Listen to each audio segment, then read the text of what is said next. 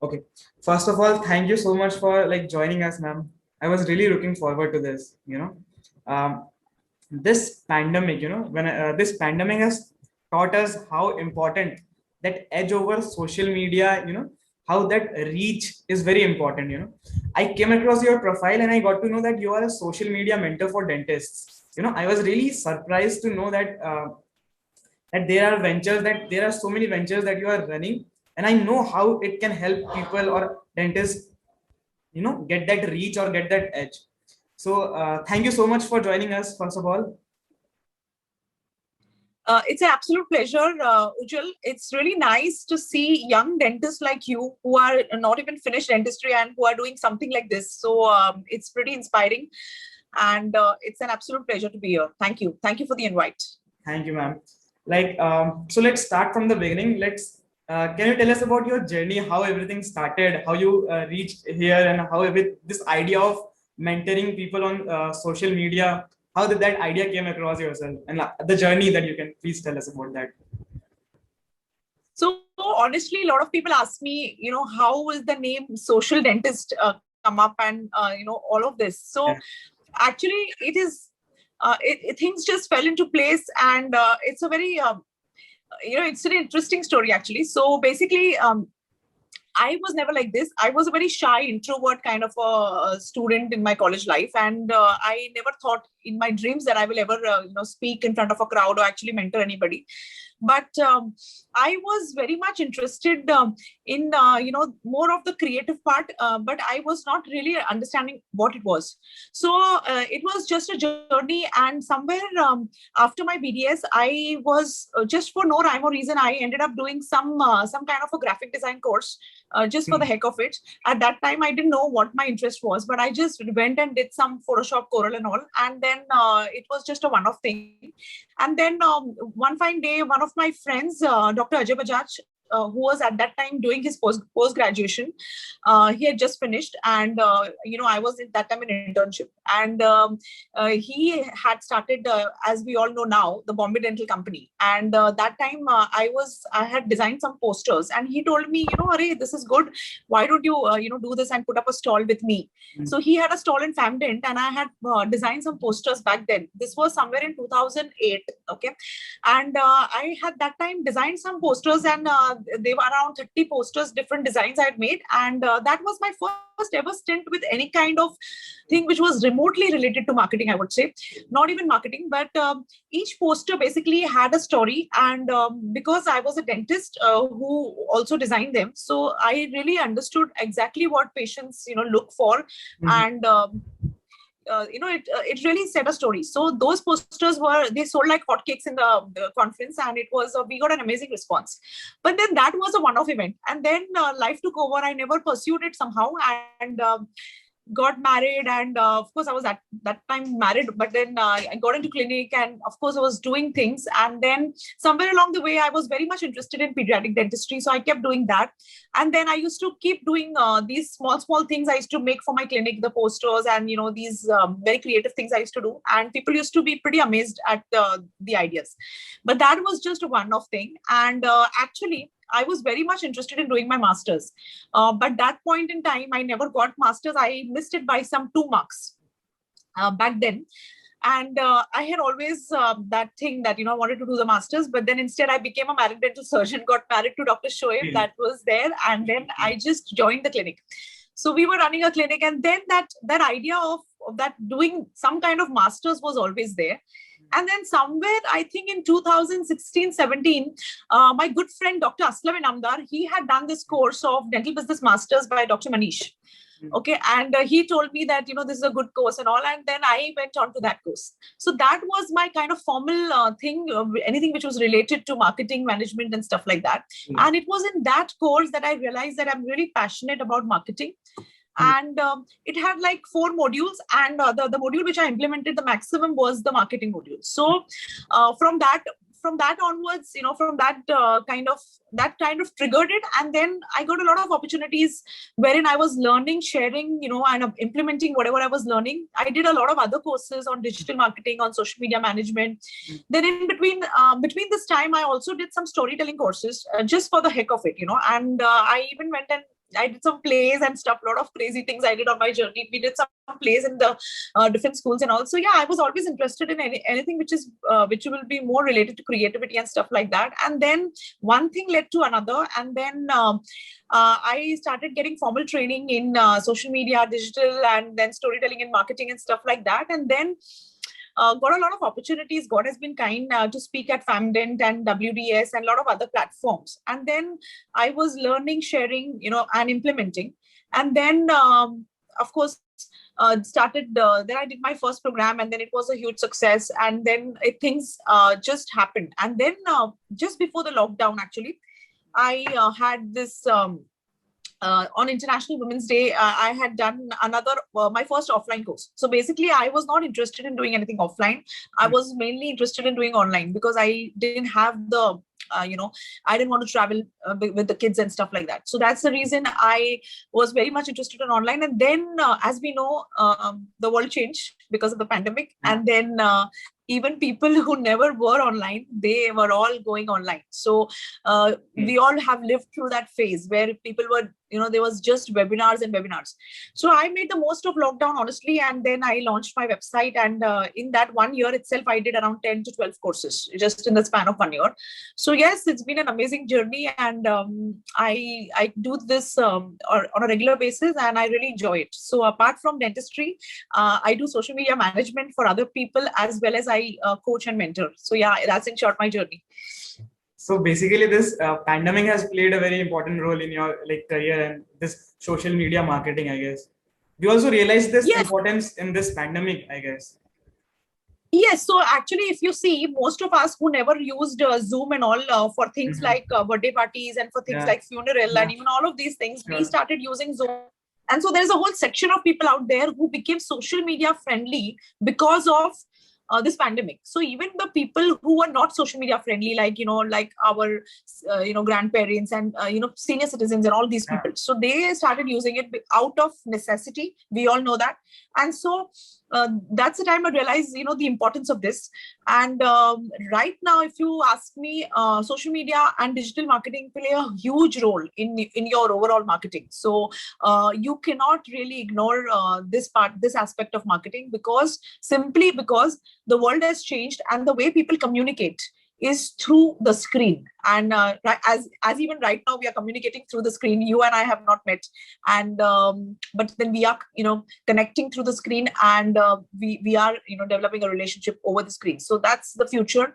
Live stream and the digital is the future. And so I really feel that for us dentists to incorporate social media into our marketing is very, very important. I also think even if the pandemic gets over, this dependence on social media cannot get over right now.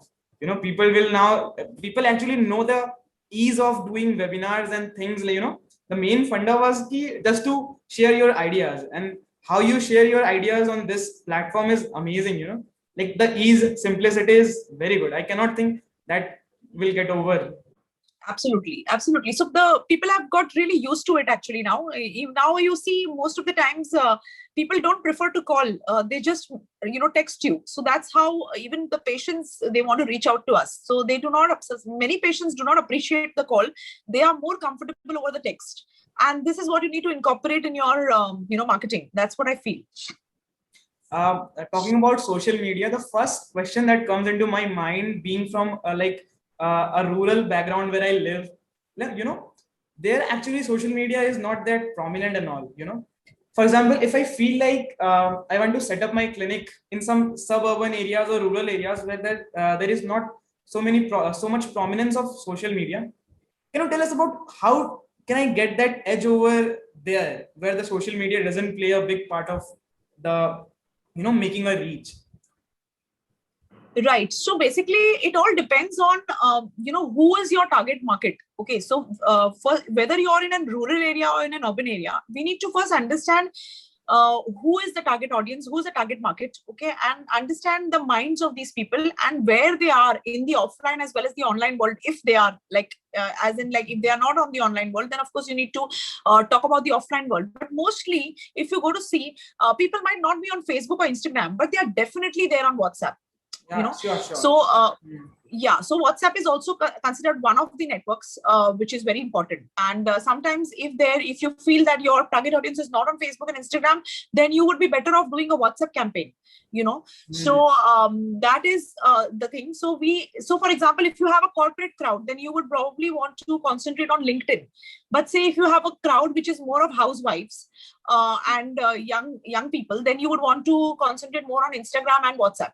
So it really depends on the target market. And of course, if you are in a smaller area, then the community, the sense of community is very much present in these areas. And so then to get involved into community activities, okay, wherein you involve the local people with the help of community collaboration and local businesses around, whatever is around you, like a school or a healthcare or a pharmacy or a small it could be a small small business like a gym or a salon, whatever it is. If you could tie up with the local people around, then it is even easier, because in a rural area, it is very easy to make a name, because it's a small place.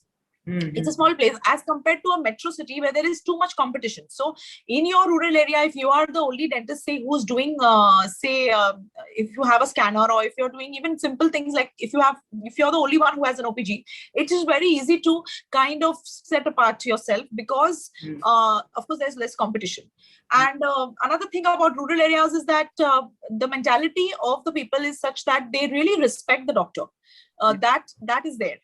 So if you are involved into a lot of philanthropic work, or if you are involved into community work where you're going out of your way, once in a month, maybe you're giving something back to the community, like you're doing a free, free denture day, or if you're doing a free kids day, then that gesture is really appreciated, because it's a giving back to the community. So these kind of events, if they are combined with the correct marketing, then they can really help you brand yourself in a local area, rural area, basically.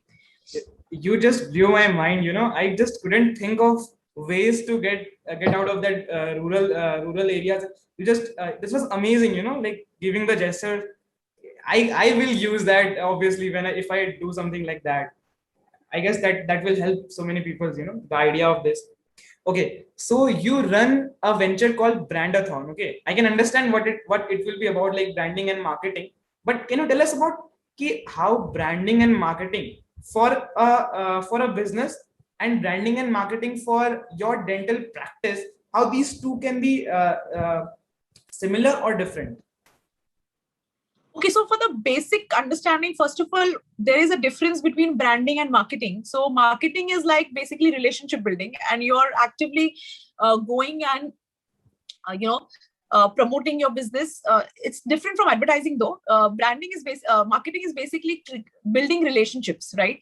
And the difference between like marketing and sales, as I always say, that sales is that when you compare it, I love to compare it with an arranged marriage and a love marriage. Okay, so from love to marriage is actually the marketing, and then the marriage itself is the sale. So you really cannot ask for a sale unless you have had that affair with your audience, and marketing is actually that affair with your audience. And branding will actually make you actually pull your audience towards you. So if you have done the correct branding, as in you have positioned yourself well, you have you have built that authority in your particular subject, then automatically you don't need to sell, you kind of pre-sell. So that is the difference. So you would rather start off with branding and then move on to marketing, because branding is long term. Branding is like a marathon and marketing is like a sprint, if you compare the two. So over a period of time, if you have really worked hard on building your brand, then you will see the benefits of that. So for a dental, applying it to dentistry, basically, you need to understand that dentistry is a trust profession.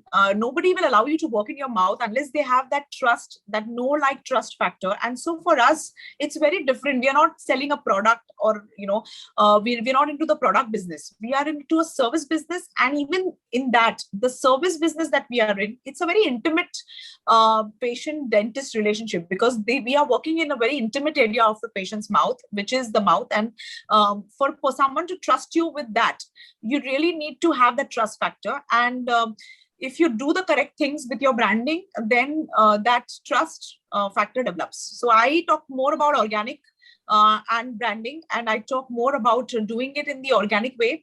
I don't talk much about paid advertising, although paid comes later. So first is branding, then is the marketing, and then last is the paid thing, So yeah.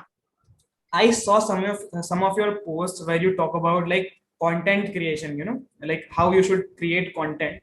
When I started podcasting and making videos on YouTube, I was really confused about key. Some people want this, some people want this. I was really confused about key what content to create. There are people who are telling me to create podcast of less than 30 minutes. Some are telling me to create more than an hour. So, can you give us some tips on content creation, or what should we bring in our mind before creating some content? Yeah, so basically, you just asked me about the Brandathon also. So Brandathon is nothing but a 30-day program on content creation. So basically, in those 30 days, it's an implementation style program. So we actually create the content across all channels, across YouTube, across blogs, across Facebook, Instagram, and the microblogs and stories and a lot of things. So basically, just to give you a nutshell and some tips, for as far as content is concerned, you really need to understand your target market and then create the content. But few rules are there. So whenever you create any piece of content, we should ask ourselves these three questions. Does it educate the audience? Does it entertain the audience? And does it inspire the audience?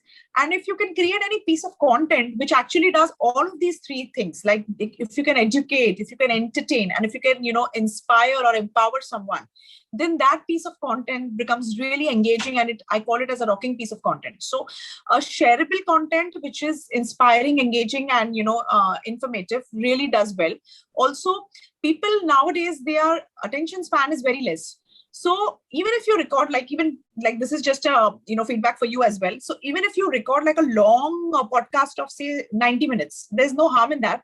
But then you should break it up into a bite-sized content, which is more of like a native micro content, and then you break it down and you repurpose that into different small pieces of content. The same thing. So the snippets of that, the good snippets which you feel they are they are a little better than the most of it, you can convert it into Instagram Reels, Instagram Stories, Facebook small videos, all of these. So one piece of content, you can convert it into different pieces, and then you can post it according to the platform that you are on. So if you're on Instagram, you want something which is more fun, behind the scenes kind of stuff. If you are posting it on LinkedIn, then you want something which is more professional. If you are on YouTube, then of course you can post a long video, because YouTube long form video does well on YouTube. So you really need to understand the flavor of the platform, and then accordingly, of course, understand the target audience also who's on that platform, and then reverse engineer your content and then deliver it. And also, one more very important thing about content is that don't try to be on all platforms and try to master all together. It's okay to initially start with one platform and really concentrate on that, build an engagement over there, build a community over there, and then move on to other platforms. So that's my biggest tip for someone who wants to get into, any kind of long form content or anything. It could be a YouTube channel, it could be a podcast, or it could be a Facebook live series, or it could be Instagram. Initially, when you start your journey, pick one platform and really master that platform before you move on to others, and make sure that your content itself is very good. So that's the in short, that is a tip. Okay. So what basically we talk about is social media platform after you complete your dentist, after you complete your BDS. Then when you are in the clinical practice, you start your social media journey and all. And can you tell us about how can I do that before I complete my BDS, or like how can I get that edge over other people who are not on social media right now? How can I do that being in my BDS, like third year, fourth year of other internship? How can I do that? So already you're doing that, Doc. You're in the second year and you've started a podcast. So congratulations for that. So you're already trying to build your authority by mastering that one platform, whichever it is, whether this goes out on YouTube or it goes out on Spotify or, whichever. So you can, and I have seen a lot of these influencers who have started early. So doing it early. So suppose now, for example, you are in second BDS and you have started this podcast. By the time you come in final BDS, you would have interacted with so many people like me, okay, and you would have built so many relationships with so many mentors and so many juniors and so many colleagues. So those relationships actually, they are the gold. That they are actually the investment actually, okay, and that is priceless.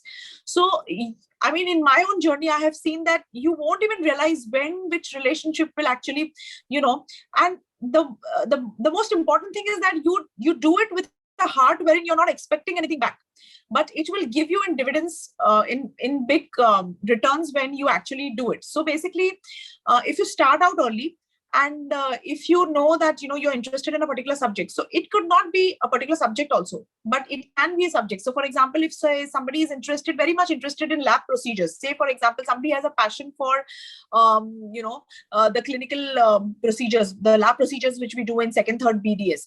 So I have seen a lot of people on Instagram also, they keep on making these small videos about those things, like making the border molding and making those cast and all of those things which we did, the carvings and all, and they keep posting out content. So over a period of time, they develop that authority, and they will gain that kind of followers, and when they actually start doing something out of it, they already have a following.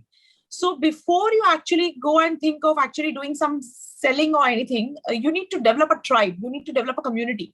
And so when you get on these platforms early, you really leverage that part, which is very important, which is community building. So when you want to do something, especially in the branding world, you need to develop a community.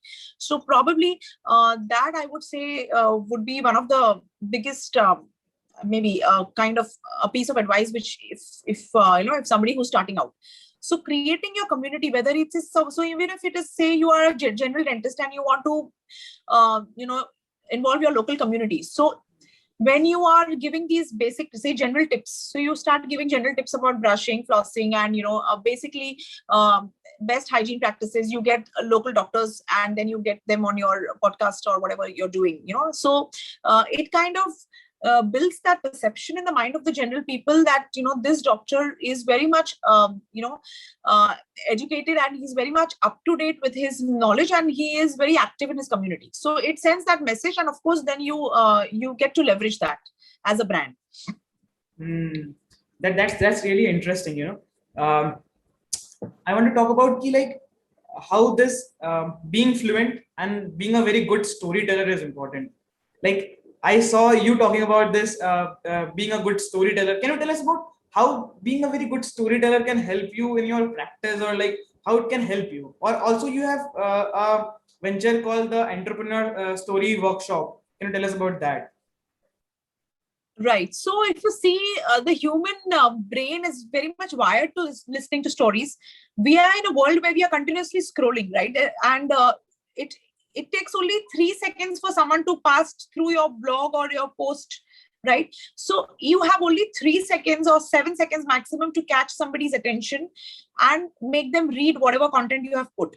So if your content is in the form of a story, or if your caption is such that it elicits the reader to actually read more, then that piece of content will even be read in the first place, right? So if your introductory line is itself is very is catching the attention, and it is eliciting curiosity in the mind of your audience, that's the time someone will read the content. So if you see most of my posts, even if it's like 5-line post, it will have some kind of a story in it. It's not fabricated, but it's just that the everyday things which happen, it's not that you need some very interesting story.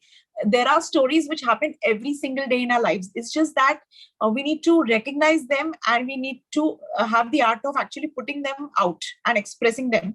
And that's exactly what we do in the Entrepreneur Story Workshop. So we get clear about the why, the vision, the mission, the values of our business and as our brand, as a personal brand. And then we kind of take the participants back to their childhood and actually write their journey and their story, and then we build that up into a brand story, and then we actually make them understand. So a lot of people, sometimes they don't know why they do what they do, and they have a lot of revelation when they do this workshop and they understand, okay, what I want to do.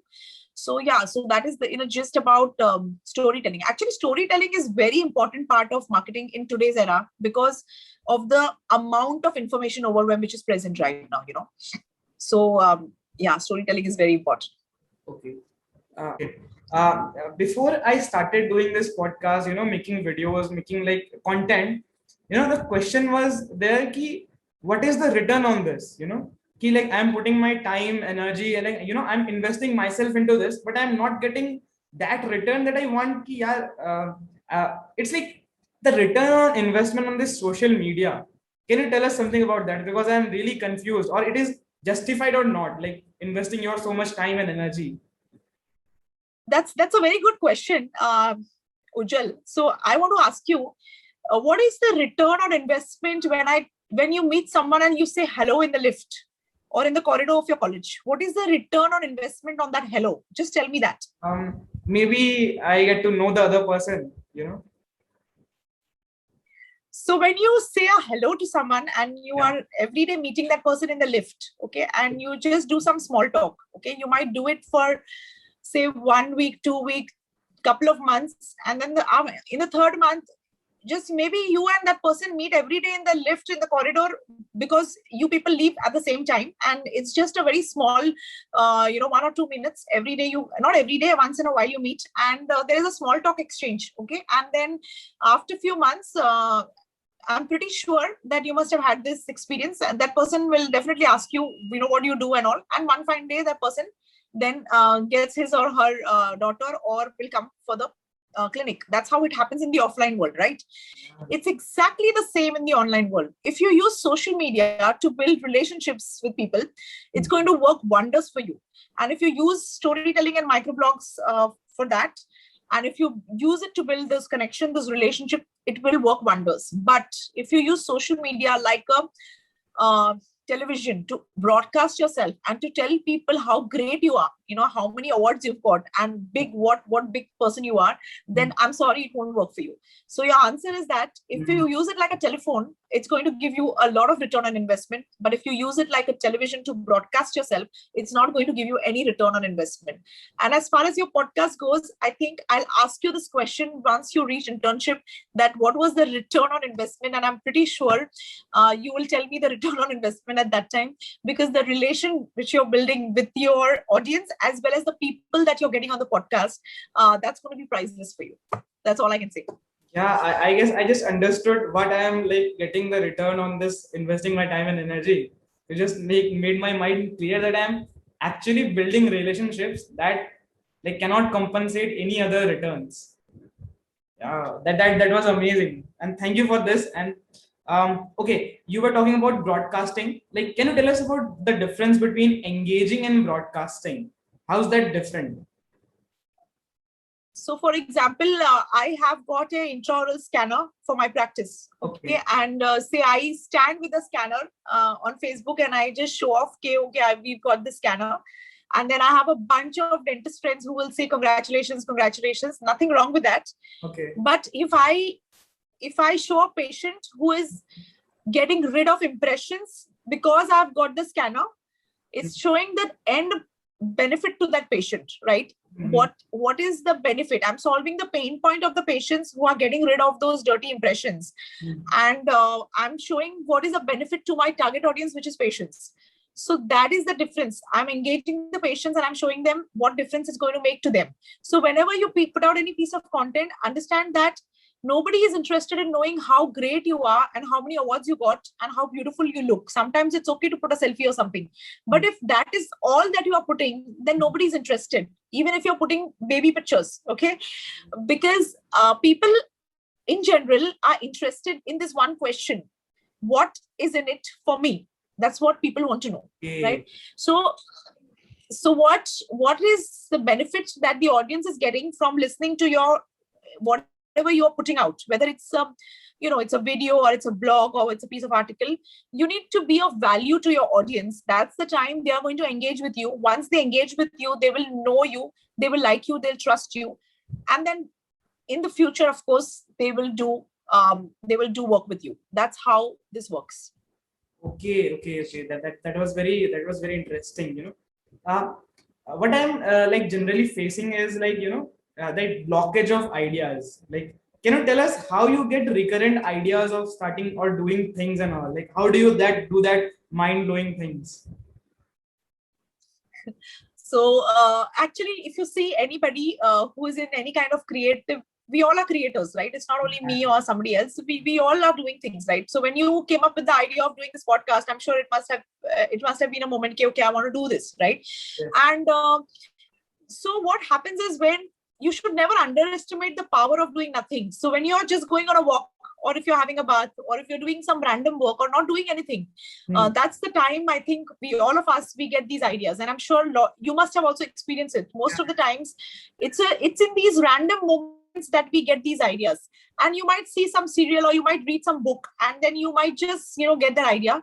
And most of the times I have seen that I have got my best ideas from other people, from other industries, okay, and from completely different industries. So it must be not a doctor, but somebody is doing in some different field, different industry, and that idea, we can creatively tweak it and then apply it to our industry. That's what has been my biggest takeaway, rather, I would say, as far as getting ideas is concerned. And of course, ideas is one thing. Getting ideas is beautiful, but then executing those ideas is another thing. Yeah. You and I know, you've done so many episodes now, you know that it takes a lot to actually go and approach somebody, then come back, decide a time, make a detailed protocol of how the podcast will flow, and then actually record it, then edit it, and then put it. So that's a lot of effort. So ideas is one thing. Ideas are free, like I say. Dreaming is free, but hustle comes at a price. And if you're ready to pay that price, and if you can see your ideas grow into life, then of course, then you will do very well as an entrepreneur. So that's about the ideas. Okay, yeah, that was the hustle is sold extra, so you need to work very hard for the hustle. That's interesting. I guess ideas you will get, but that thing of executing your ideas is very important. Yes. Yeah. Yes. Okay. So let's talk about how do you keep yourself sane from all this social media? People messaging you, notifications, and all. How do you keep yourself sane from all this?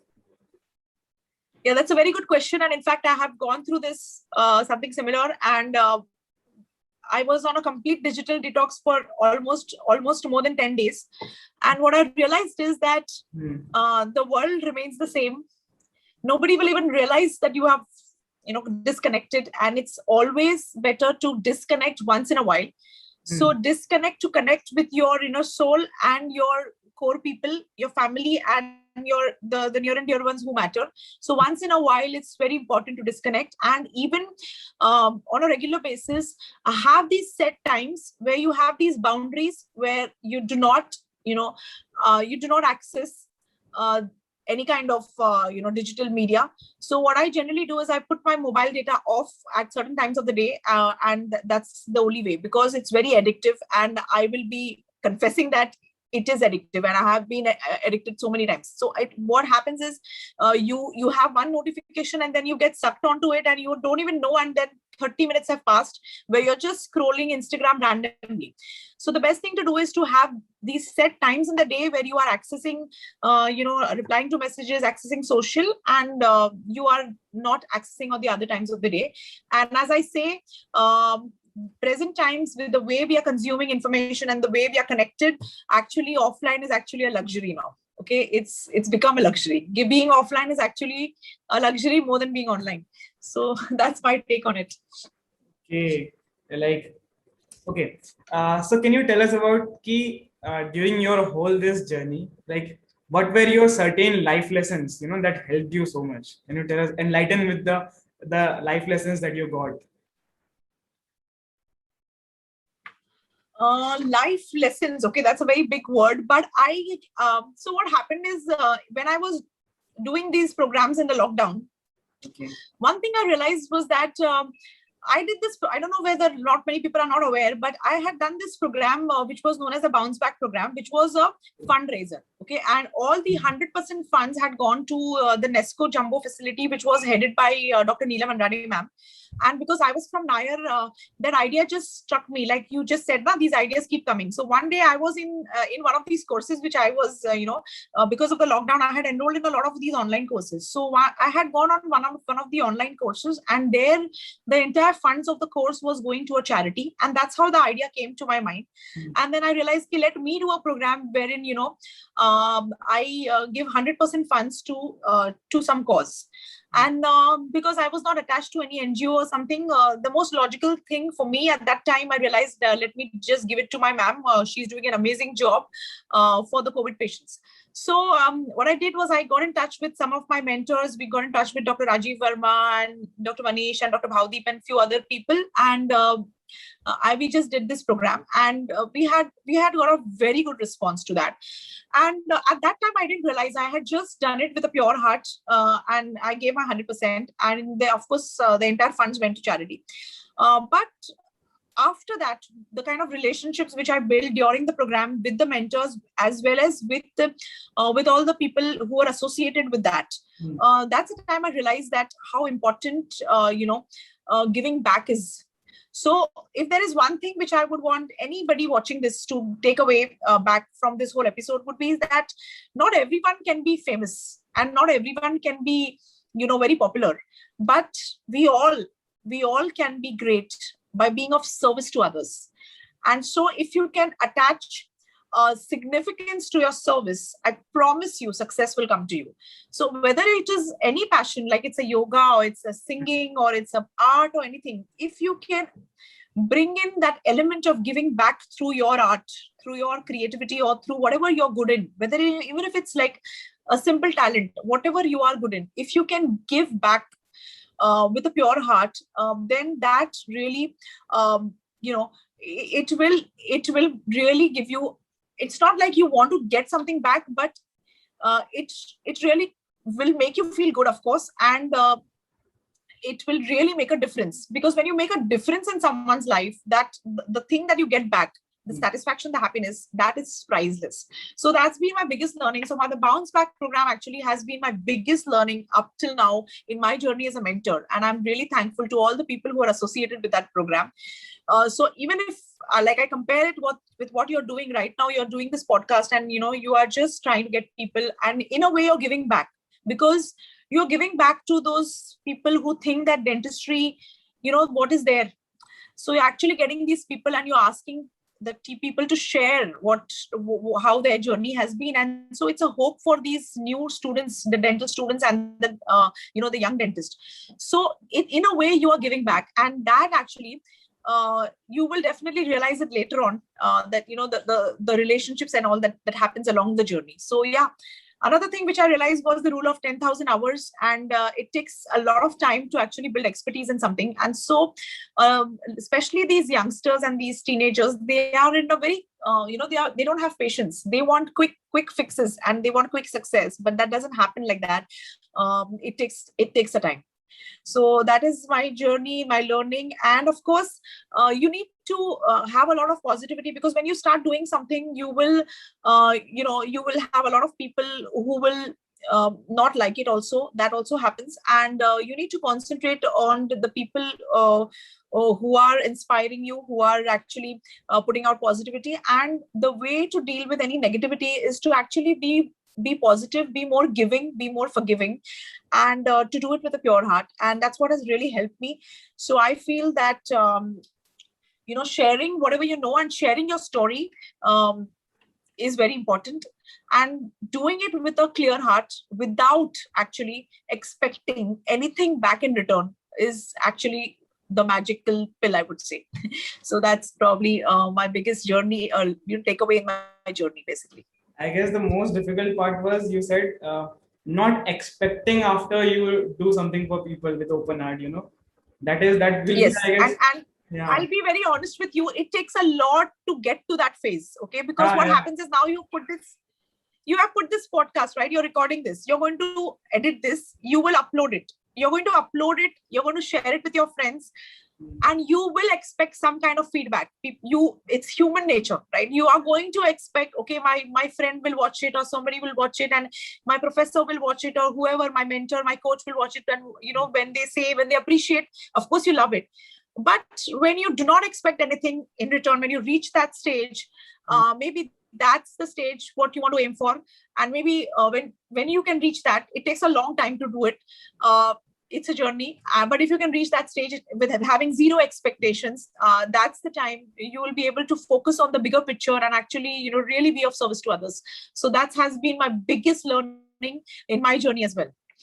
So yeah. Okay, that was nice. As I'm growing, doing all this, doing my studies and all, I'm facing so many problems. So let's talk about the recent problem I am facing is time management. Okay, so you have clinics, you run ventures, you have kids, you have family, and still you are doing amazing. Like, how do you manage your time? Can you tell us? Can you give us some tips? Or like, how can I do that? So honestly speaking, it's not about time management, as my mentor says, it's about priority management. So you need to get your priorities straight, and the biggest say, I would say, takeaway is for me has been to just prioritize the top few things that you want to really do. So say you want to do a lot of things, you want to travel the world, you want to learn, say, more things in dentistry. There might be a bunch of things that you want to do in your entire lifetime. But then if every year you can focus on just 2 or 3 things, okay, then when you really double down on those 2 or 3 things in that whole year, then you'll see that traction build up. So, and this I learned from Tim Ferriss, if you've heard about him. Yeah. He's a very good author, and Tim Ferriss talks about this thing wherein he says that you might want to be healthy in your life, you might want to eat very good, you want to say maybe your one of the goals is to have a very, very good physique, you want to develop a very healthy body, say you want to learn a lot of things in your profession, you want to do let's say a lot of advanced courses, you want to go and do some post graduation courses or some diploma courses, you might also want to give back to the community. So you might want to do so many, you might want to travel the world, but you really can't do all of it together. And so the best thing to do is to every year to decide, okay, in this year I'm going to focus on these 2 or 3 things and just do that. So it is, and of course you need to have that balance in your personal and professional, which is balance, I would say, is a very it's a misnomer. There's nothing like balance actually, okay, because the balance itself is you're actually oscillating between managing 2 things. That itself is kind of you're going between 2 things back and forth.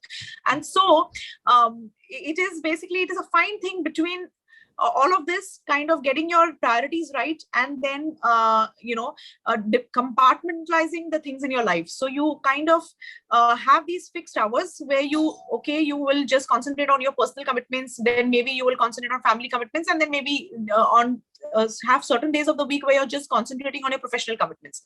So that's the way you kind of batch your time across different things, and you do it. So yeah. Okay, so on the time management, I must take away like managing not your time, managing your priorities. Yeah.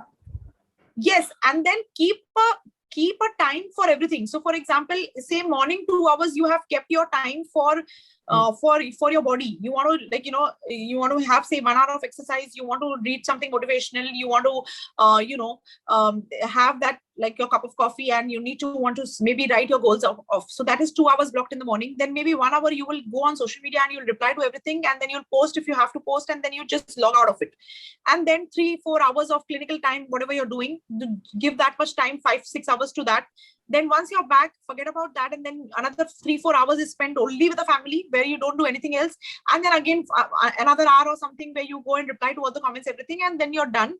And then again, you read maybe in the night or something. So you need to have these fixed times where you're doing fixed things, so that you're not all the time doing one thing. So sometimes what happens is that we are all the time on the phone, and then we're not able to spend quality time with our family also, quality time with our patients also.